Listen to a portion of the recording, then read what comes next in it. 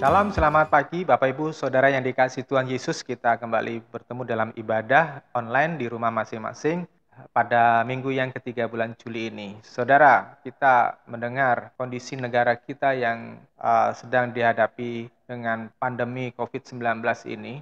Orang mengalami ketakutan, orang mengalami kegelisahan, banyak orang tidak berani keluar rumah, tapi di sisi lainnya mereka membutuhkan uang untuk penghidupan mereka. Mereka harus bekerja, mereka harus berusaha supaya keluarga mereka tetap bisa makan. Dan ini dilema yang luar biasa bagi pemerintah. Satu sisi harus mengendalikan orang melakukan aktivitas di luar rumah, tetapi di sisi lainnya rakyat kita membutuhkan penghidupan, ya ekonomi. Dan ini dilema. Saudara, saya mendengar bahwa rumah sakit di Jawa, di Bali, maupun di Sumatera bagian selatan termasuk Lampung ini, itu penuh dengan para pasien yang terkena COVID-19 ini. Dan saya mempunyai beberapa teman yang pada saat ini kondisinya cukup kritis, ya cukup mengkhawatirkan. Dan saya menghibur beberapa teman, kita hanya bisa berserah kepada Tuhan dan kita meminta belas kasihan kepada Tuhan. Nah, saudara yang dikasih Tuhan, saya juga membaca berita-berita dari luar negeri, bagaimana bumi belahan utara yang biasanya mengalami musim dingin yang membeku, ya, seperti di Amerika Serikat, di Kanada, di Eropa, ini saat ini sedang dipanggang habis-habisan oleh matahari. Suhu yang tercatat di Amerika Utara, di Kanada dan Amerika Serikat, saya membaca 54,4 derajat Celcius, dan ini sangat panas sekali, yaitu sama dengan setengah dari air yang mendidih. Ya, saya mandi dengan suhu yang di atas 40 saja sudah cukup panas bagi kulit saya, apalagi suhu di luar itu 54, saya yakin itu tidak akan bisa tahan. Bapak Ibu Saudara, saya pernah pergi ke Timur Tengah, ke Israel, ke Yordania, ke Dubai, dan saya merasakan apa artinya suhu yang panas. Saya tidak bisa tahan di luar gedung yang tanpa AC, ya, walaupun itu di bawah peteduhan teras ataupun di bawah pohon begitu, saya nggak tahan. Karena benar-benar suhu itu tidak menyenangkan sekali di kulit maupun di nafas, ya. Dan saya akan segera buru-buru masuk di dalam ruangan ber-AC pada waktu itu. Jadi saya bisa membayangkan apa yang dirasakan oleh saudara-saudara kita yang ada di Amerika Serikat, di Kanada pada saat ini. Nah, saudara, kita sering mendapat ucapan selamat pagi atau selamat malam dengan kata-kata mutiara yang menghibur, seperti saya sering mendapatkan WA, ya, dalam bentuk gambar-gambar, dan ada tulisan selamat pagi, berkat Tuhan selalu baru dan melimpah setiap hari, semoga sehat selalu. Atau tulisan yang lainnya, selamat pagi, salam sehat, jangan meremehkan kekuatan doa. Satu doa kecil dapat mengubah hidup kita secara luar biasa. Selamat pagi, percayalah rencana Tuhan selalu yang terbaik, meski kadang terasa pahit. Jadi bersabarlah dan menanti jawaban Tuhan dalam doamu, karena tidak ada rencana Tuhan yang gagal untuk umat yang percaya kepadanya. Jika kita menginginkan yang terbaik, maka yang kita lakukan hanyalah berdoa dan bersabar dan berjuang. Atau kalau malam hari saya mendapat WA, ada bunyinya begini, selamat malam, Tuhan berkati aku dapat tidur nyenyak malam ini, hadirlah dalam mimpiku dan dalam mimpi teman-temanku, amin. Ya, by the way, doa dan harapan dari teman-teman yang mengucapkan selamat itu sangat baik, dan itu harapan kita, ya. Apalagi jika kita memasuki masa tahun baru, Natal, atau ulang tahun, pasti bertaburan dengan doa dan harapan yang baik-baik dari teman-teman atau keluarga kita. Saya katakan itu semuanya baik. Dari ucapan-ucapan salam tersebut, kelihatan sekali bahwa harapan banyak orang masih seputar kebutuhan jasmani dan materi. Harapan tersebut sih tidak salah, ya. Juga tidak melanggar aturan moral atau aturan sosial dan hukum sipil. Karena sejujurnya setiap kita hanya mempunyai pikiran untuk hidup nyaman, hidup sejahtera, hidup makmur, ya. Nah, ketakutan yang besar pada orang modern ini adalah kita nggak akan mau mengalami yang namanya penderitaan, ketidakadilan, kemiskinan, sakit penyakit, ketidakpuasan, dan itu adalah momok bagi orang-orang pada zaman sekarang ini. Dan wajar manusia mencari penolong yang lebih kuat, yang lebih sakti untuk memenuhi apa yang manusia butuhkan. Jadi, tidak salah seseorang mengharapkan usahanya diberkati, maju, yang jomblo mendapatkan jodoh untuk membahagiakan hatinya, yang pengangguran mendapatkan pekerjaan, yang masih mengalami ekonomi yang sulit itu mendapat kesuksesan di pekerjaan, di karier, dan mendapatkan pendidikan yang baik. Yang punya masalah-masalah, dia bisa keluar dengan luar biasa dari masalah-masalah tersebut. Jika ekonominya atau usahanya bangkrut, akan mendapat pertolongan dan masalah ekonomi itu cepat berlalu. Jika kena sakit penyakit yang parah atau yang berat, itu bisa sembuh dengan mujizat, lolos karena ada pertolongan dari Tuhan. Itu nggak salah harapan-harapan seperti itu, ya. Tetapi jika kita terus berpikir secara demikian, maka pandangan kita, pikiran kita itu tidak bisa berkembang. Saya dahulu mempunyai 2 ekor kucing kesayangan. Saya pelihara mereka dari sejak mereka masih kecil, sejak mereka baru lahir. Awalnya mereka suka buang kotoran sembarangan di dalam rumah karena mereka saya izinkan masuk di dalam rumah. Lalu saya ajari mereka membuang kotorannya di WC mereka. Saya buatkan WC yang terbuat dari pasir buat mereka. Mereka akhirnya bisa tertib setelah mereka saya ajari. Tetapi mereka tetap kucing yang pikirannya tidak pernah berkembang selain masalah perut dan keturunan. Mereka tetap kucing dengan naluri kucing yang makan sembarangan, mereka tidak pernah belajar bahwa makanan yang jatuh di tanah itu kotor. Tapi kalau itu makanan itu menarik, ya mereka ambil saja dengan mulut mereka. Dan mereka mempunyai kebiasaan menjilati bulu mereka, tidak peduli bahwa di bulu mereka ada kotoran atau tidak. Saudara yang dikasih Tuhan Yesus, manusia itu sebetulnya berbeda jauh dengan binatang. Sebetulnya manusia itu didesain Allah punya kepekaan atau kesadaran rohani yang tidak dimiliki oleh binatang. Coba lihat, tidak ada binatang yang membuat ritual agama, walau yang paling kuno sekalipun. Karena binatang tidak pernah nyandak pikirannya tentang dunia roh. Hanya manusia saja yang punya kesadaran tersebut. Benar nggak? Manusia kuno saja mempunyai kesadaran adanya kekuatan di luar dirinya, yakni kekuatan yang lebih hebat dari manusia sehingga melahirkan panggilan Tuhan atau ilah.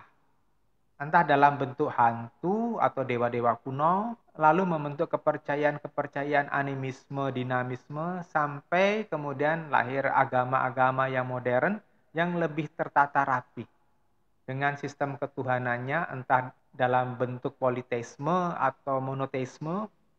Nah, kesadaran akan sosok ilahi ini itu telah ada dalam pikiran manusia sejak dahulu. Karena kita mempunyai kemampuan menganalisa lebih daripada binatang. Menganalisa ada sesuatu yang tidak kelihatan tetapi berkuasa. Namun kesadaran itu tidak bisa berkembang sampai kepada kebenaran Allah yang sejati. Jika orang tersebut, ya, yang pertama, mendapat asupan rohani atau ajaran yang tidak tepat dan menyesatkan. Misalnya nih, karena orang tersebut tidak bertemu dengan pengajar yang bisa mengajar dengan benar, atau ia bertemu dengan pengajar yang mengajarkan secara keliru atau yang menyesatkan. Pasti di dalam premisnya, di dalam benaknya, di dalam pola berpikirnya, arahnya udah salah. Terus yang kedua, dari dirinya tidak ada kemauan mencari kebenaran. Saya mempunyai banyak pengalaman bertemu dengan orang-orang yang jenis ini.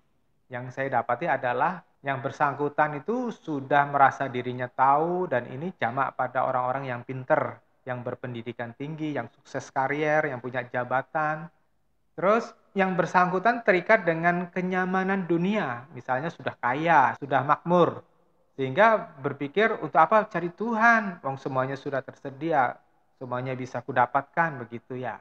Atau yang bersangkutan hidup dengan kondisi yang susah sekali, sehingga tidak terpikirkan ada Tuhan, selain pokoknya kerja, kerja, kerja, mencari uang.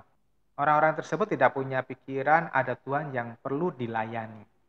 Namun apapun alasan orang untuk tidak mencari Tuhan yang benar, ya, atau malas bertumbuh rohaninya, dalam pengalaman saya, sekali lagi saya katakan bahwa pikiran mereka itu di dalam pengaruh penguasa dunia atau Lucifer. Ya, saya pernah melayani beberapa orang yang pikirannya tidak berkembang, kesadaran rohaninya tidak berkembang, dan ketika kami doakan dia manifestasi kuasa roh jahat.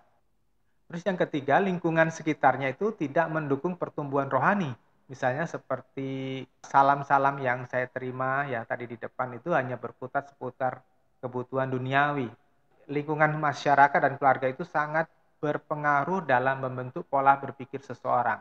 Misalnya ya, para pemimpin gereja di Eropa yang pola berpikirnya sudah dipengaruhi dengan HAM atau persamaan hak apapun pokoknya ya, termasuk persamaan hak LGBT, lesbian, gay, biseksual, transgender, akan berpikir bahwa pelarangan LGBT adalah pelanggaran hak dan tidak manusiawi.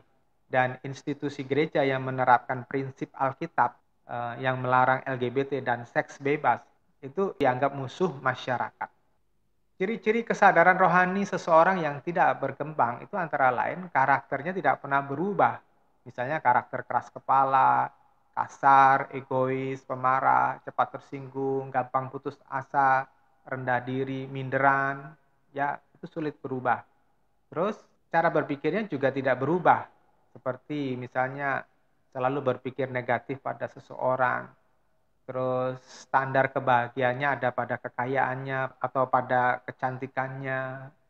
Yang ketiga adalah keyakinan yang tidak tepat dan pengertian tentang Tuhan yang keliru itu tidak mau ditanggalkan.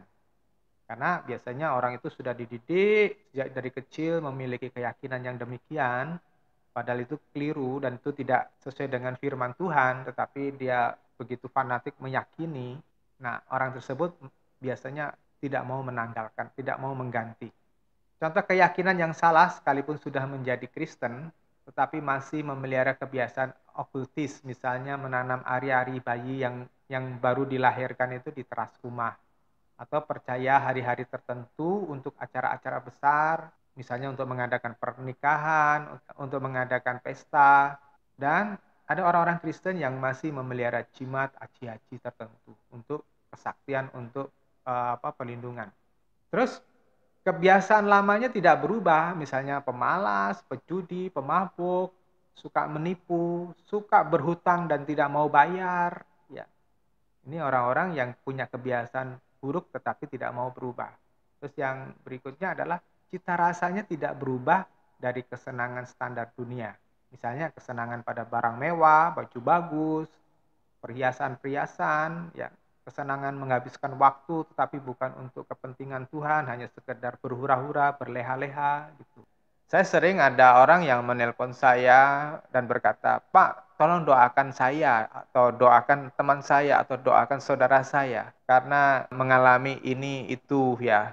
Terutama yang mengalami sakit penyakit yang berat, dan saat ini adalah yang banyak diderita oleh beberapa teman adalah karena COVID-19.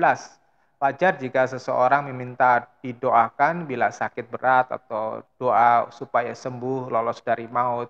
Mereka yang menghubungi saya, baik yang seiman dan yang bukan seiman, itu harapannya seperti itu, mengalami kesembuhan, mengalami terobosan.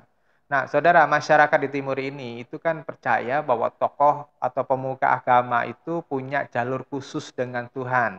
Ya, sebetulnya itu sih nggak begitu ya. Tuhan mau mendengarkan doa siapa saja. Tuhan bisa mendengarkan orang yang bukan pendeta atau pastor gitu. Dan sebaliknya juga Tuhan bisa menolak permintaan doa dari siapapun saja. Bukan bahwa seorang pendeta itu berarti mempunyai nomor khusus hotline-nya dengan Tuhan. Setiap kita itu juga mempunyai kesempatan yang sama. Nah, dengan pengalaman-pengalaman itu ya, karena ketakutan akan kesusahan, akan sakit, akan penderitaan, dan biasanya manusia itu nggak akan tahan mengalami masa-masa yang sulit atau penderitaan seperti itu ya. Maka setiap kita itu akan antusias bila mendengar hidup yang berkelimpahan. Ya, kata kemakmuran, kesejahteraan itu akan membuat seseorang itu antusias.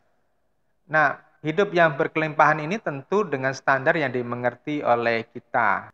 Kita semua pasti begitu menggebu-gebu untuk meraih kelimpahan materi. Sebab kelimpahan yang kebanyakan kita mengerti adalah kelimpahan harta, kekayaan, kemakmuran, kesejahteraan. Singkatnya, uang yang melimpah itu sehingga bisa membeli apapun dengan gampang dan tidak perlu takut kelaparan, tidak perlu takut kesusahan. Ya, itulah yang menjadi target, itulah yang menjadi standar kebahagiaan dan kesenangan manusia. Hari ini saya mengajak Bapak Ibu Saudara belajar apa yang dimaksud dengan hidup yang berkelimpahan secara alkitabiah. Ya, di dalam Yohanes 10 ayat 10 dikatakan, pencuri datang hanya untuk mencuri, membunuh, dan membinasakan. Aku datang supaya mereka memiliki hidup dan memilikinya secara berkelimpahan. Harus diakui, orang sering salah mengira dengan pernyataan Tuhan tadi tentang pengertian hidup yang dimiliki kita secara berkelimpahan. Dalam bahasa Yunani, hidup berasal dari kata zoe yang mempunyai arti ganda. Ya, yang pertama itu hidup dalam arti letterlek ya, yakni hidup atau life bahasa Inggrisnya. Arti zoe ini adalah hidup yang khusus, ya, khusus untuk manusia. Jadi bukan hidup seperti makhluk-makhluk hidup lainnya seperti binatang, tumbuhan, tapi hidup yang dikhususkan untuk manusia. Terus yang lainnya itu berhubungan tentang lifetime atau berhubungan tentang suatu rentang masa, waktu, ya. Jadi jika Tuhan berkata dalam Yohanes pasal 10 ayat 10 tadi ya, memilikinya secara berlimpah, dalam terjemahan bahasa Inggrisnya they might have it abundantly ya. Berlimpah itu berasal dari kata perison atau perisos yang artinya very highly beyond measure, super abundant in quantity atau superior in quality. Ya, artinya ada satu kelimpahan yang luar biasa baik secara jumlah, kuantitas maupun di dalam hal kualitas. Saya berpikir kualitas hidup yang digambarkan dalam arti perisos ini itu bukan takaran hidup di dunia ini. Saya akan kasih tahu alasan saya mengapa saya berani mengambil kesimpulan bahwa perisos itu bukan ditujukan untuk hidup di muka bumi ini. Berdasarkan dari fakta-fakta yang saya perhatiin, yang saya amati. Ya, pertama, tidak ada kelimpahan yang sempurna di dunia ini. Jika takarannya kekayaan, pada kenyataannya banyak orang kaya yang tidak mengalami kebahagiaan. Banyak orang kaya yang rumah tangganya berantakan. Baru-baru ini kita mendengar seperti Bill Gates, ya, orang yang super kaya, rumahnya bagus sekali. Ya, orang bertahun-tahun mengira bahwa mereka itu suami istri yang bahagia, tetapi pada beberapa bulan yang lalu mereka menyatakan bahwa mereka bercerai. Ada banyak orang yang super kaya, ada banyak orang yang mempunyai segalanya, tetapi moralnya nyungsep karena tidak dapat menawan nafsu rendahnya tadi. Mereka dengan kekayaannya itu mereka menyalahgunakan untuk hal-hal yang najis, yang buruk sekali.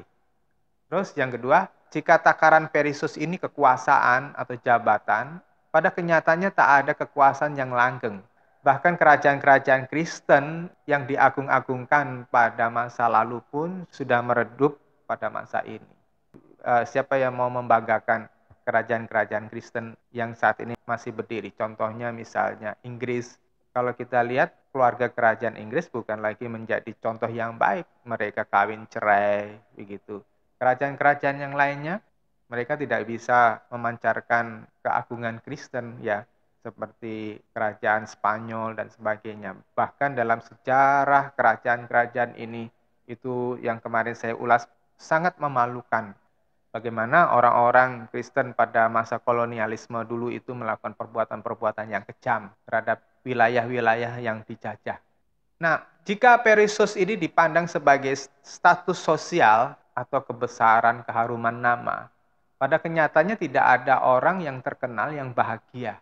Banyak dari mereka yang mati karena kesepian dan mencari pelarian ke alkohol atau ke obat-obat bius. Ya, beberapa waktu yang lalu ada penyanyi yang terkenal Whitney Houston. Ya, dulu masa kecilnya dia adalah penyanyi di gereja. Ketika dia naik daun dan menjadi penyanyi yang terkenal, penyanyi pop yang terkenal di Amerika Serikat dengan kekayaan yang berlimpah-limpah, akhirnya mati dengan overdosis. Di era 60-an, 70-an itu ada penyanyi yang terkenal namanya Elvis Presley, itu juga mati dengan overdosis obat bius.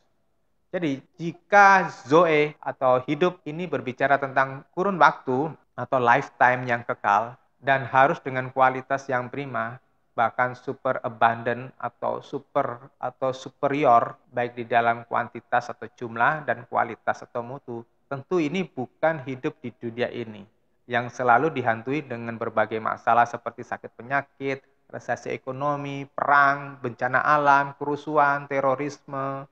Jadi yang saya mengerti, hidup yang dimaksud Tuhan, Zoe, yang berkelimpahan adalah hidup yang direncanakan Tuhan di dalam Yohanes pasal 14 ayat 1 sampai 3, yakni hidup di dalam kekekalan bersama dengan beliau dalam kerajaannya yang mulia. Saya bacakan Yohanes pasal 14 ayat 1 dan 3. Janganlah hatimu menjadi gelisah, percayalah kepada Allah, percayalah juga kepadaku. Di rumah Bapakku ada banyak tempat tinggal, jika tidak demikian aku tentu sudah mengatakannya kepadamu, karena aku pergi untuk menyediakan sebuah tempat bagimu. Dan jika aku pergi dan menyediakan sebuah tempat bagimu, aku akan datang kembali dan membawamu kepadaku, supaya di mana aku berada, kamu pun berada. Saudara garis bawahi di ayat 3, dimanapun aku berada, kamu pun berada. Di mana Tuhan Yesus berada, Tuhan menginginkan kita juga berada di sana. Dan itulah perisos dalam Zoe yang sesungguhnya. Ya, ayat 3c tadi, supaya di mana aku berada, kamu pun berada. Dan kita tahu bahwa Tuhan sudah naik ke surga bersama dengan Bapa, duduk di sebelah kanan Allah Bapa. Ya, jadi kemakmuran, kesuksesan, kejayaan di muka bumi ini itu bukan perisos yang dimaksudkan oleh Tuhan, bukan kelimpahan yang dimaksudkan oleh Tuhan. Jadi Yohanes pasal 14 ayat 3, itulah tujuan akhir perjalanan kita, berada di dalam kemuliaan Bapa. Kata hidup yang dipakai Yohanes 10 ayat 10b tadi diulang oleh Tuhan Yesus di dalam Yohanes pasal 14 ayat yang ke-6. Yesus berkata kepadanya, akulah jalan dan kebenaran dan kehidupan. Tidak ada seorang pun yang datang kepada Bapa kalau tidak melalui aku. Akulah jalan dan kebenaran dan kehidupan. Kehidupan yang dipakai oleh Tuhan di sini adalah Zoe. Ya, jadi bukan hidup bios yang biasa-biasa seperti makhluk hidup yang lainnya, tetapi kehidupan bagi manusia, kehidupan yang sudah direncanakan oleh Bapa sejak awal penciptaan dulu, yaitu kehidupan yang segambar dan serupa dengan Allah di dalam Kejadian pasal 1 ayat 26. Tuhan Yesuslah satu-satunya jalan menuju kepada kehidupan Zoe yang dimaksudkan di dalam Yohanes 10 ayat 10b tadi, yakni Zoe yang perisos, superior, super abundantly, berkualitas sangat tinggi, yang pasti tidak mungkin dicapai di bumi ini. Ya, sehingga arti hidup berkelimpahan seperti yang diajarkan oleh Tuhan itu benar-benar, saya katakan benar-benar sangat berbeda dengan apa yang diajarkan oleh para pengajar kemakmuran dari Amerika Serikat atau dari negara-negara barat dan para penganut anugerah super melimpah atau hyper grace pada masa-masa sekarang ini. Saya tidak melihat ada kaitan ajaran hyper grace atau anugerah super melimpah atau ajaran kemakmuran itu berasal dari ajaran Tuhan. Saya akan bacakan golden rule yang diajarkan oleh Tuhan Yesus di dalam Matius pasal yang kelima. Dan saudara perhatiin di situ tidak ada satupun kata yang menyebutkan orang yang berbahagia itu yang duitnya banyak, yang kaya raya. Saya bacakan ya, kalau saudara punya Alkitab silakan membukanya. Matius pasal yang kelima mulai ayat yang ketiga. Berbahagialah orang yang miskin di hadapan Allah, karena merekalah yang empunya kerajaan surga. Yang kedua, berbahagialah orang yang berduka cita, karena mereka akan dihibur. Yang ketiga, berbahagialah orang yang lemah lembut, karena mereka akan memiliki bumi. Berikutnya, berbahagialah orang yang lapar dan haus akan kebenaran, karena mereka akan dipuaskan. Ayat yang ketujuh, berbahagialah orang yang murah hatinya, karena mereka akan beroleh kemurahan. Ayat ke-8, berbahagialah orang yang suci hatinya, karena mereka akan melihat Allah. Ayat 9, berbahagialah orang yang membawa damai, karena mereka akan disebut anak-anak Allah. Ayat 10, berbahagialah orang yang dianiaya oleh sebab kebenaran, karena merekalah yang empunya kerajaan surga. Saudara, tidak ada satupun yang berkata bahwa orang yang berbahagia adalah orang yang kaya raya, orang yang makmur, orang yang sukses, orang yang jabatannya tinggi, orang yang berkuasa. Tidak ada. Nah, jadi pertanyaannya adalah bagaimana kita mendapatkan apa yang dijanjikan oleh Tuhan, yaitu hidup yang berkelimpahan sesuai yang dimaksudkan oleh Tuhan. Bagaimana kita bisa memiliki hidup yang berkelimpahan dalam standar surgawi. Jadi, apa hubungannya dengan ayat-ayat yang menyatakan bahwa Tuhan akan memberikan apa yang kita doakan, kita minta untuk kebutuhan jasmani kita. Misalnya, di dalam Matius pasal yang ke-7, itu ada ayat-ayat yang sepertinya mengacu kepada kemakmuran dan pemenuhan kebutuhan jasmani. Saya bacakan ya, Matius pasal 7 ayat 7. Mintalah dan hal itu akan diberikan kepadamu, carilah dan kamu akan mendapat. Ketuklah dan hal itu akan dibukakan bagimu. Sebab setiap orang yang meminta ia menerima dan orang yang mencari akan mendapatkan dan bagi ia yang mengetuk akan dibukakan. Saudara yang dikasihi Tuhan Yesus, tentu ayat ini tidak salah. Ya, tentu ayat ini yang diucapkan oleh Tuhan Yesus langsung itu tidak keliru. Saudara yang dikasihi Tuhan Yesus, jika saya melihat dari seluruh khotbah Tuhan Yesus dan para rasul pada waktu itu, Allah menginginkan orang-orang yang mau ditebus olehnya itu memiliki kualitas hidup yang benar-benar suci, benar-benar kudus, benar-benar sempurna, benar-benar excellent, tidak ada cacat dan celah, kata Alkitab. Nah, tentu Tuhan harus membuktikan bahwa apa yang dikatakannya itu benar. Tentu Tuhan ingin membuktikan bahwa Dia adalah Tuhan. Jadi, begini saudara, kalau saudara hidup 2000 tahun yang lalu, saudara akan benar-benar mengalami kesulitan. Bagaimana seorang pria yang berjenggot, berambut gondrong, berpakaian yang biasa-biasa bukan berpakaian bangsawan, berjalan dengan jalan kaki, ya, itu bisa diterima sebagai Tuhan. Dan itu tidak mudah. Bagi orang-orang Farisi, para imam pada waktu itu, Yesus hanyalah seorang pengelana, seorang gelandangan yang nggak punya rumah. Yesus sendiri mengatakan, serigala mempunyai liang, tapi anak manusia tidak mempunyai tempat untuk meletakkan kepalanya. Nah, itu menyatakan bahwa Yesus nggak punya apa-apa harta di dunia ini. Nah, untuk membuktikan bahwa Dia adalah Tuhan yang layak untuk diikuti oleh manusia, maka Tuhan perlu memberikan bukti. Nah, disitulah Tuhan membuktikan bahwa Dia sanggup memberkati, Dia sanggup menolong, Dia sanggup memberikan apa yang kita perlukan. Jadi, berkat, kesembuhan, mujizat, itu adalah bumbu-bumbu. Sama seperti saudara makan, saudara membuat masakan. Ya, masakan-masakan itu kalau nggak ada bumbu-bumbunya, kan tidak enak, tidak bisa masuk di dalam perut kita dan mengenyangkan. Saudara bikin nasi goreng, itu ada bumbu-bumbunya kan? Ada bawangnya, ada kecapnya, dan sebagainya. Nah, kalau hanya nasi biasa, cuma digoreng nggak ada rasanya, nggak enak gitu. Nah, supaya kita bisa nikmati itu ada bumbunya. Nah, ketika bumbu itu dimasukkan, kita bisa menikmati. Tetapi yang mengenyangkan itu bukan bumbu, yang mengenyangkan adalah nasi. Menu utamanya nasi. Ya.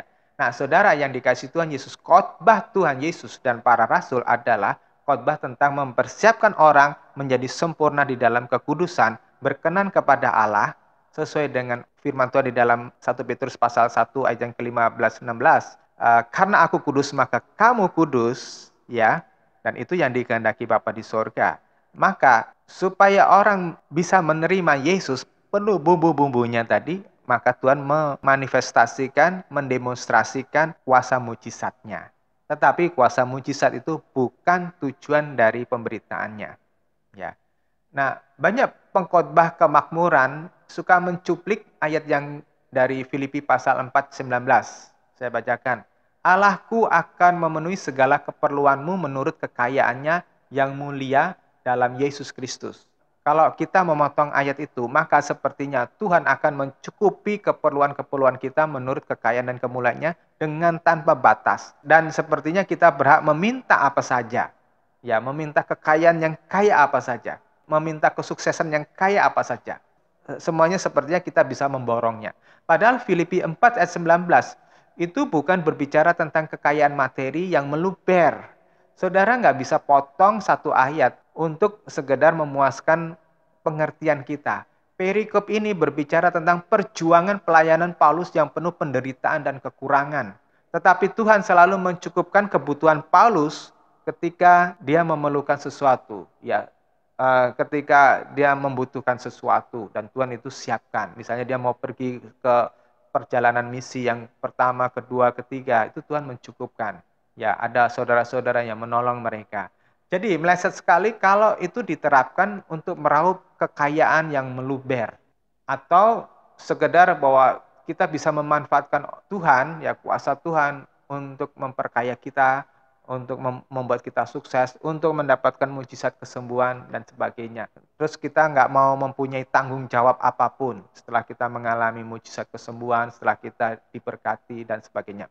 Ya, kita harus menyadari bahwa teologi kemakmuran dan anugerah super yang melimpah tadi itu lahir setelah Amerika Serikat memenangkan Perang Dunia Kedua, lalu menjadi negara superpower dan menjadi negara terkaya di dunia pada waktu itu, sehingga mengendalikan ekonomi dunia di era tahun 1950 sampai 1970. Dan orang-orang Amerika menjadi sangat makmur. Demikian juga dengan negara-negara dibangun oleh Amerika yang menganut paham liberal kapitalis seperti Korea Selatan, Singapura, negara-negara blok barat. Ya, mereka menikmati kemakmuran. Jadi saya tidak heran jika pengkhotbah-pengkhotbah dari wilayah-wilayah itu melahirkan teologi yang disesuaikan dengan keadaan zaman atau keadaan negaranya. Menurut saya itu adalah satu kesalahan yang sama ketika gereja mengeluarkan surat indulgensi, yaitu surat pengampunan dosa, di mana orang bisa membeli surat itu dengan memberikan duit kepada gereja, dan pada waktu itu ajarannya adalah setiap orang yang membeli surat pengampunan dosa itu akan masuk surga, dosanya akan diampuni. Ya sepertinya kayaknya gampang banget ya, menyogok Tuhan langsung masuk surga. Atau kebijakan inkuisisi, pembantaian, penganiayaan pada orang-orang yang dianggap bidat atau melawan gereja pada waktu itu.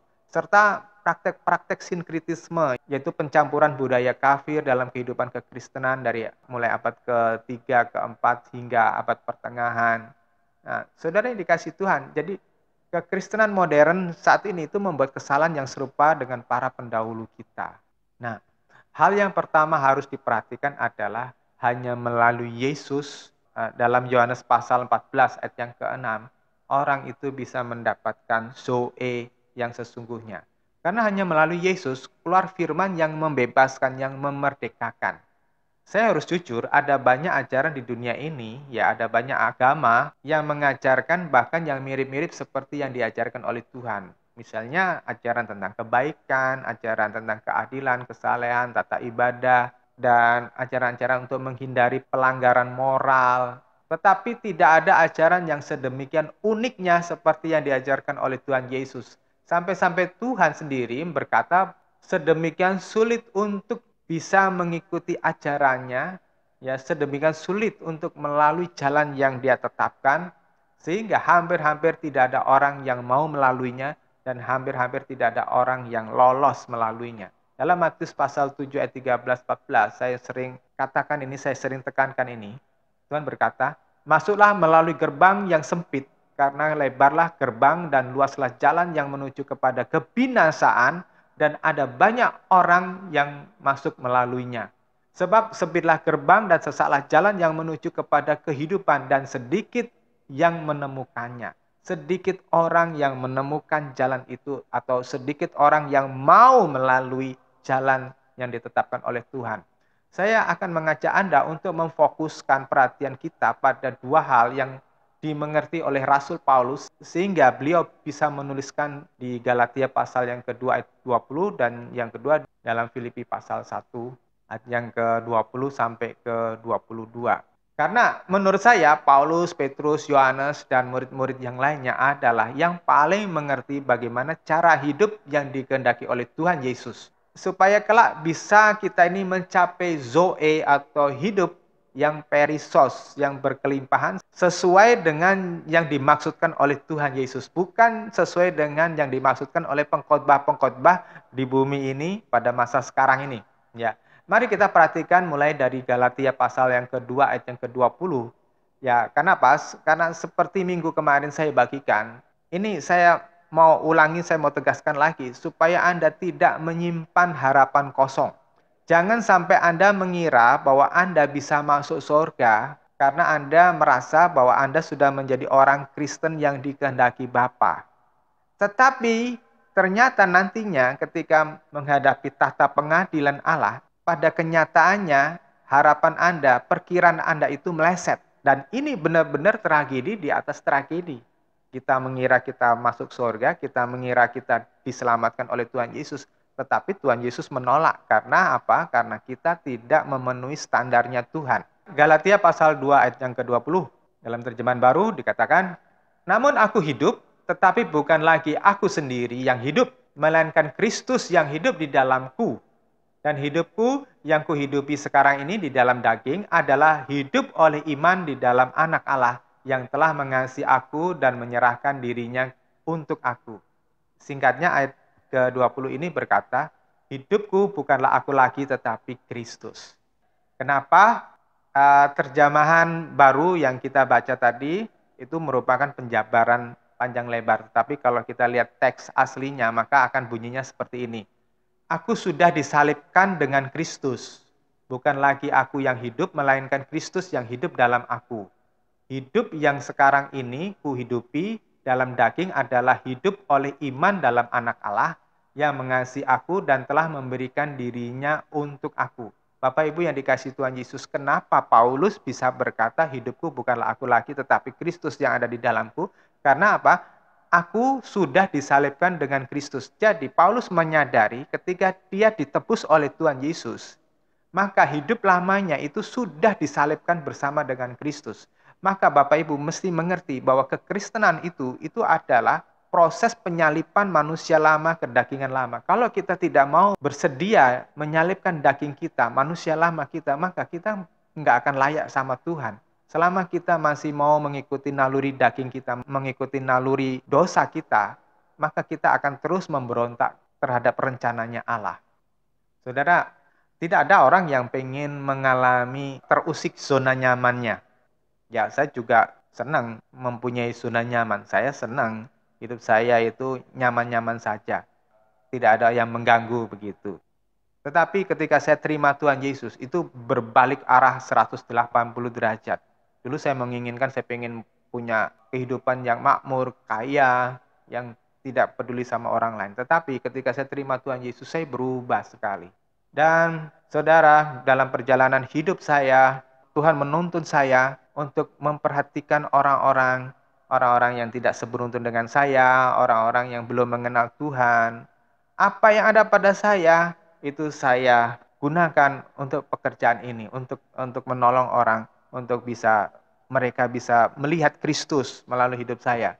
Ya, gaji saya boleh dikatakan dari bulan ke bulan itu habis untuk pekerjaan ini.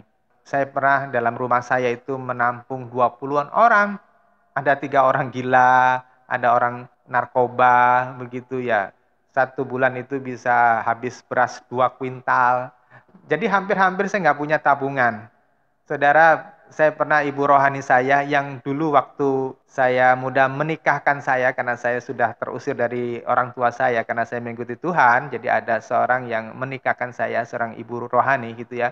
Pada waktu itu mengundang saya karena beliau menikahkan anaknya begitu. Saya nggak punya duit untuk bisa datang ke Jakarta untuk menghadiri pernikahannya ya. Tapi kan saya nggak berani dong ngomong, saya nggak punya duit, malu kan begitu ya. Saya akhirnya memberikan alasan saya nggak bisa datang. Jadi saya hanya mengucapkan selamat dari jarak jauh. Tapi sebetulnya saya tongpes pada waktu itu ya. Karena gaji yang saya dapatkan itu saya pakai untuk pekerjaan Tuhan. Nah, saudara yang dikasih Tuhan Yesus, di dalam Galatia pasal 2 ayat 20 ini, Tuhan mengajarkan, jika kita sudah mengerti bahwa kita ini milik Kristus, maka kehidupan kita ini harus dipakai untuk pekerjaan Tuhan, harus dipakai untuk melayani Tuhan. Ya, kita nggak lagi hidup untuk diri kita sendiri. Saudara, kalau seorang itu mengartikan bahwa hidup untuk Tuhan itu pergi bertapa di gunung-gunung, itu belum 100% tepat yang diinginkan Tuhan. Misalnya hanya bertapa, hanya berdoa, bernyanyi, membaca Alkitab, membaca firman Tuhan di gunung-gunung, ya, tidak berinteraksi dengan orang lain. Itu belum yang demikian yang dimaksudkan oleh Tuhan. Tetapi ketika kita berinteraksi dengan orang lain, nah disitulah ujiannya apakah kita hidup untuk Tuhan apa tidak. Karena di dalam Matius pasal 25 jelas, kalau kita mengatakan kita ikut Tuhan Yesus tapi kita tidak peduli sama orang lain, maka kita belum berkenan kepada Tuhan. Silahkan saudara baca sendiri, Matius 25. Jadi kalau kita mengatakan saya orang Kristen, saya mengikuti Yesus, kita harus memiliki gaya hidup seperti Tuhan Yesus yang memberikan hidupnya. Dia tinggalkan tahta kemuliaannya di sorga, menjadi sama seperti manusia, menjadi sama seperti hamba yang nggak punya apa-apa. Berjalan dalam kesusahan, dalam keletihan, dalam kepanasan, dalam debu, dalam kondisi yang lapar gitu. Hanya supaya apa? Berita baik, kabar baik itu bisa sampai kepada saudara dan saya pada saat ini. Paulus menyadari seperti itu. Jadi ketika dia berubah, ketika dia dicerahkan pikirannya oleh Roh Kudus, maka tidak ada sesuatu pun yang mau dipertahankan kecuali dia mau hidup hanya untuk Tuhan Yesus. Dia benar-benar mau mengorbankan hidupnya. Nah, saudara yang dikasih Tuhan Yesus, jika saudara tidak mengorbankan nyawa saudara, itu firman Tuhan loh ya. Tuhan mengatakan engkau tidak layak bagi Tuhan. Nah, nyawa ini adalah kesenangan kita. Nyawa ini adalah kesukaan kita. Nyawa ini adalah hak privasi kita. Nyawa ini adalah zona nyaman. Kalau saudara tidak mau lepaskan zona nyaman, saudara, untuk kepentingan Tuhan, melalui kehidupanmu yang menjadi berkat, menjadi terang bagi orang lain, engkau tidak layak bagi Tuhan. Ya, ini maksud yang di dalam Galatia pasal yang kedua ayat yang ke-20, bahwa hidup kita ini bukan untuk kepentingan kita sendiri, kenyamanan kita sendiri, tetapi untuk kenyamanan Tuhan kita, Yesus Kristus. Nah, untuk supaya Tuhan Yesus nyaman, maka kita harus menghasilkan buah-buah roh, ya, buah-buah pertobatan. Jika Bapak Ibu Saudara yang dikasih Tuhan mau menerapkan Galatia 2 ayat yang ke-20 tadi, berarti Anda harus berani melepaskan zona nyaman. Anda harus berani melepaskan mimpi hidup untuk senang-senang sendiri. Ketika Anda maunya senang sendiri, tidak mau diganggu oleh orang lain, tapi Anda harus berbagi hidup atau berbagi harta untuk membantu orang lain, itulah cara melepaskan hak atas zona nyaman Anda. Itu adalah ujianmu yang harus engkau lalui dan engkau harus lulus, ya.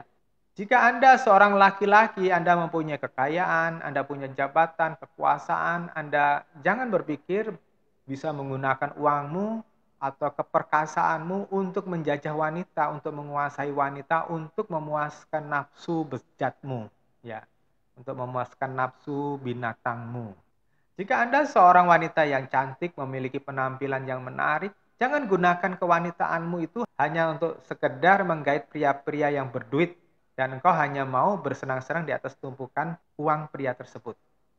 Jika kalian salah menggunakan masa mudamu hanya untuk kesenanganmu semata-mata, lalu tahu-tahunya kalian sudah menghabiskan waktu dan tidak mempunyai kesempatan untuk bertobat, nah, engkau akan menyesal pada suatu hari kelak. Nah, terus yang Filipi pasal 1 ayat 20-22, Tuhan mengatakan, sebab yang sangat kurindukan dan kuharapkan ialah bahwa aku dalam segala hal tidak akan beroleh malu, melainkan seperti sedia kala, demikian pun sekarang, Kristus dengan nyata dimuliakan di dalam tubuhku, baik di dalam hidupku maupun oleh matiku. Karena bagiku hidup adalah Kristus dan mati adalah keuntungan. Tetapi jika aku harus hidup di dunia ini, itu berarti bagiku bekerja memberi buah. Jadi mana yang harus kupilih, aku tidak tahu. Saudara, Rasul Paulus itu sampai kepada satu pengertian bahwa hidupnya ini harus dapat memuliakan Kristus, harus memuliakan Tuhan Yesus. Ya, maka Paulus sadar bahwa apa yang menjadi pesona-pesona dunia ini tidak lagi menarik perhatian dia lagi. Dia itu punya jabatan yang tinggi loh di Sanhedrin. Dia itu punya kehormatan sebagai anggota Sanhedrin. Ya, kalau sekarang ini adalah anggota DPR lah gitu. Ya, DPR pusat. Paulus memiliki kehidupan yang nyaman pada waktu itu, tetapi ketika dia bertemu dengan Yesus itu berubah sama sekali. Dia memiliki satu pengertian, demikian pun sekarang Kristus dengan nyata dimuliakan dalam tubuhku. Saudara, pertanyaannya adalah apakah Kristus dimuliakan dalam hidupmu? Atau engkau masih mencari kemuliaan bagi dirimu sendiri? Apakah Kristus dimuliakan dalam hidupmu? Itu pertanyaan yang harus engkau jawab. Saudara yang dikasihi Tuhan Yesus, saya punya rumah kan ya ada ruang doa seperti yang tempat kita ini merekam, yang pada waktu sebelum COVID kan kita berdoa di tempat ini ya. Terus ada bangunan utamanya. Kami kan menampung banyak orang, ya sampai 20 tadi yang saya ceritakan, banyak orang yang ikut dengan saya begitu. Nah, sekarang ini kan orang-orang sudah pada pergi, mereka sudah berkeluarga, mereka sudah punya kemandirian begitu. Jadi hampir dikatakan rumah saya ini kosong. Kalau dulu ada yang banyak orang membantu membersihkan, sekarang ini nggak banyak. Jadi kalau 2 atau 3 hari saya nggak sempat nyapu di luar gitu ya, di teras-teras itu. Nah, itu mulai banyak kotoran-kotoran cecak ya. Tai-tai cecak itu nempel di lantai begitu. Nah, kalau kemudian saya 2 atau 3 hari telat membersihkan, itu udah numpuk tuh itu kotoran cecak itu. Dan ketika disapu itu susah karena udah lengket begitu. Nah, saudara yang dikasih Tuhan Yesus, kehidupan kita itu kayak begitu. Kehidupan kita ini, kalau kita ini enggak terus membereskan diri kita, maka kita tidak bisa mempermuliakan Tuhan. Karena apa? Kita akan tertimbun dengan kotoran-kotoran dunia ini. Maka PR kita adalah setiap hari kita harus membereskan hidup kita ini dari kotoran dunia. Dan satu-satunya yang bisa membereskan kita dari kotoran dunia ini adalah firman Tuhan. Saudara bisa baca di 2 Timotius pasal yang ke-3 ayat yang ke-16 bahwa semua tulisan yang diilhami oleh Roh Kudus, semua tulisan yang diwahyukan oleh Tuhan Yesus itu berguna untuk mengubah kita, mendidik kita, mengajari kita. Nah, Paulus mengerti benar hal itu dan ketika dia terus bergumul dengan firman Tuhan, maka dia bisa melihat bahwa tidak ada sesuatu pun yang menarik di dunia ini. Dan dia tahu bahwa kehidupan yang akan datang itu jauh lebih indah. Maka di ayat 21 dia berkata, karena bagiku hidup adalah Kristus dan mati adalah keuntungan. Tidak ada sesuatu pun yang menakutkan pada kematian. Ya, tapi bukan berarti terus kemudian, wah di sana ada kehidupan yang indah. Hidup setelah mati ini ada sesuatu yang luar biasa. Terus kemudian kita mati bunuh diri, itu salah. Ya. Atau kemudian dengan kondisi yang saat ini ada banyak COVID, terus kita ceroboh, terus kita nggak pakai protokol kesehatan, kita pergi kemana-mana, kita berhubungan dengan orang yang terinfeksi, ya, terus kita terpapar oleh virus tersebut, terus kita berkata, silahkan aku mau mati, itu namanya mati konyol. Ya, saudara yang dikasih Tuhan, ayat 22 ini penting untuk saudara mengerti. Paulus mengatakan, tetapi jika aku harus hidup di dunia ini, itu berarti bagiku bekerja memberi buah. Jadi mana yang harus kupilih? Aku tidak tahu. Paulus tahu bahwa ketika dia mati, dia akan mendapatkan kehidupan yang luar biasa. Kehidupan yang berkualitas tinggi. Itu yang disebut di dalam Yohanes pasal 10 ayat 10b tadi, hidup yang berkelimpahan. Perisos tadi. Ya. Tetapi jika dia masih hidup sampai umur ketika waktu itu 55 sebelum kepalanya dipenggal oleh Kaisar Nero ya di kota Roma, dia harus berjuang untuk memberitakan Injil. Dia harus terus mengajar di kota Roma yang setiap saat itu Nero mau menangkap dia. Kenapa? Karena dia berkata, berarti bagiku bekerja memberi buah. Dia harus menghasilkan buah. Rasul Paulus itu mengerti benar bahwa ia harus menjaga dirinya supaya jangan menjadi batu sandungan buat orang lain. Jika kita teliti surat-suratnya, juga tentu surat-surat para rasul lainnya, mereka tidak pernah menekankan jemaat yang mereka layani untuk membayar perpuluhan atau untuk menyumbang untuk kepentingan mereka sendiri, bahkan untuk kepentingan pelayanan mereka. Tidak ada rasul-rasul yang mendapatkan harta melimpah dari persembahan jemaat yang mereka layani. Itu saudara harus perhatikan baik-baik. Kenapa? Kita lihat pernyataan Paulus pada 2 Tesalonika pasal 3 ayat 7 sampai 10. Kamu sendiri tahu bagaimana kamu harus meneladani kami, karena kami tidak bermalas-malasan ketika kami bersamamu. Kami juga tidak makan makanan orang lain tanpa membayarnya. Sebaliknya kami berusaha dan bekerja keras siang dan malam supaya kami tidak menjadi beban bagi siapapun di antaramu. Bukan karena kami tidak memiliki hak untuk itu, melainkan untuk memberikan diri kami sendiri sebagai contoh bagimu untuk kamu ikuti. Saudara yang dikasih Tuhan Yesus, saya memberikan teladan kepada saudara bahwa saya tidak membebani siapapun dalam jemaat kita untuk penghidupan saya dan keluarga saya. Saya mengajari kepada saudara untuk bekerja dengan tekun, dengan rajin, dengan jujur, ya, untuk kepentinganmu masing-masing. Maka kembali ke Filipi pasal 1 ayat 20, kita harus meneladani Paulus yang meneladani Tuhannya, yaitu Yesus Kristus, yang hidupnya bukan untuk memikirkan kesenangannya sendiri. Berbeda dengan banyak pengkhotbah atau pendeta yang terkenal televangelis pada masa-masa sekarang yang meraup kekayaan sampai bermiliar-miliar dengan rumah mewah, kendaraan mewah, bahkan jet pribadi. Saya pernah diceritakan ada seorang pengkhotbah Amerika ketika meninggal dan orang menemukan sejumlah uang yang sangat besar di gudang basementnya. Bayangin, sampai meninggal uang yang seharusnya bisa dipakai untuk pelayanan misi ke daerah-daerah yang belum terjamahkan di suku-suku yang terasing itu ditumpuk di dalam basementnya untuk dia bisa nikmati sampai mati. Alkitab sebetulnya tidak pernah mengajarkan bahwa kita tidak boleh kaya atau sukses. Ya, tentu orang boleh memiliki usaha yang sukses, usaha yang besar, ya. Tetapi orang yang telah diperbarui hatinya akan tahu bahwa segala uang yang dimilikinya, segala harta yang dimilikinya itu adalah titipan Tuhan dan harus dikembalikan untuk kepentingan Tuhan, seperti tertulis di dalam Roma pasal 11 ayat 36. Dari Tuhan, oleh Tuhan, untuk Tuhan, demi kemuliaan Bapa. Sama seperti hamba yang mendapat 5 talenta dan 2 talenta, itu mereka mengembangkan menjadi 10 talenta dan 4 talenta. Tetapi mereka semua harus mengembalikan kepada Sang Tuan. Ya. Kesalahan banyak orang termasuk tingkat pengkhotbah Kristen pada masa ini ialah gampang lupa diri ketika memiliki kekayaan. Gampang menyalahgunakan kekayaan hanya untuk memuaskan keinginan daging, keinginan mata, dan keangkuhan hidup. Maka tidak heran di dalam Matius 19 Tuhan berkata orang kaya itu susah masuk ke dalam kerajaan surga. Bapak Ibu Saudara yang dikasihi Tuhan Yesus, jika hari ini engkau bukan orang kaya, bukan kategori orang kaya, engkau biasa-biasa saja, bersyukurlah karena engkau tidak terjebak di dalam jebakan iblis yang menimbun orang dengan kekayaan sampai dia lupa diri. Beruntung saya sejak muda itu memiliki pengertian ini sehingga saya tidak tertarik untuk menumpuk harta walaupun saya punya kesempatan seperti itu.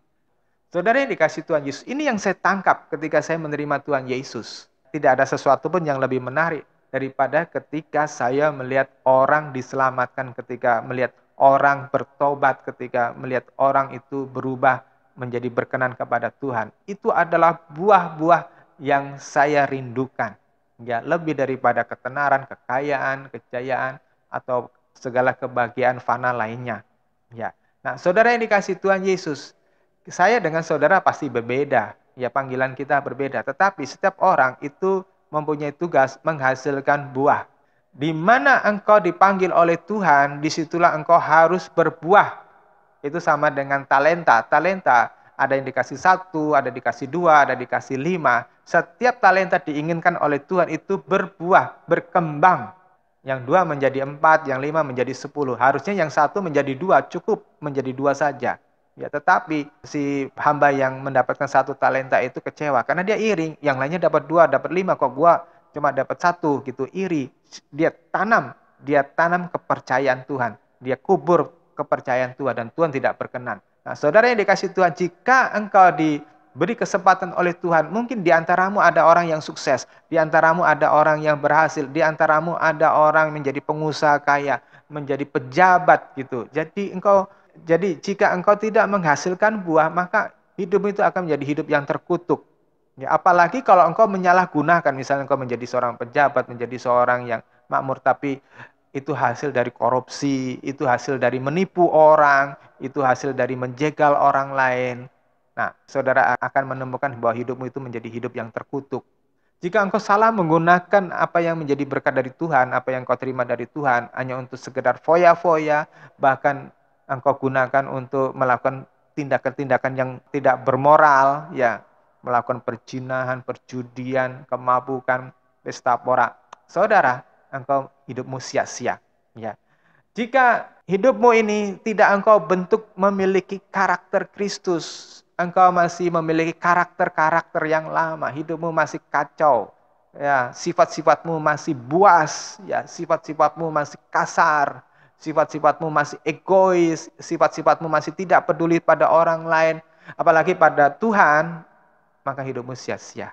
Maka saudara yang dikasih Tuhan Yesus, jika engkau masih hidup saat ini, firman Tuhan katakan tadi Filipi pasal 1 ayat 22, berarti engkau harus tetap bekerja untuk memberi buah. Saya mempunyai kisah yang lain yang harus Anda teladani ya. Ada seorang ibu janda yang sudah tua, yang hidup dari uang pensiun suaminya yang sudah almarhum. Ketika mendengar saya sedang membangun gedung gereja dan beliau tahu kami tidak mempunyai banyak uang dan ibu itu tergerak mengirimkan uang tiap bulan walaupun jumlahnya tidak besar. Saya katakan kepada ibu itu ya, tante nggak usah sih sebetulnya, saya tahu tante pasti memerlukan. Tetapi beliau berkata, saya sudah mempunyai janji iman. Saudara, ibu ini luar biasa. Saya jadi ingat persembahan seorang janda miskin di Bait Allah yang walaupun orang-orang tidak merekennya, tidak menganggap itu sesuatu yang berharga, tetapi Tuhan Yesus memberi pujian kepada janda miskin itu.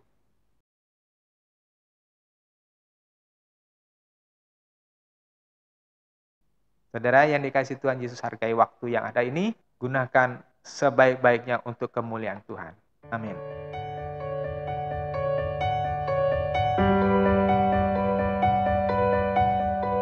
Thank you.